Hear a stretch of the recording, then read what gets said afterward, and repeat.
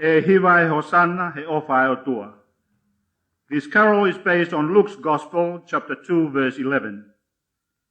For to you is born this day in the city of David a Saviour, who is Christ the Lord. This was the announcement made by the angel to the shepherds. This is the good news the world has been waiting for. This is the cause for celebration, the reason for hallelujahs and hosannas. E hivai hosanna he ofai o tua.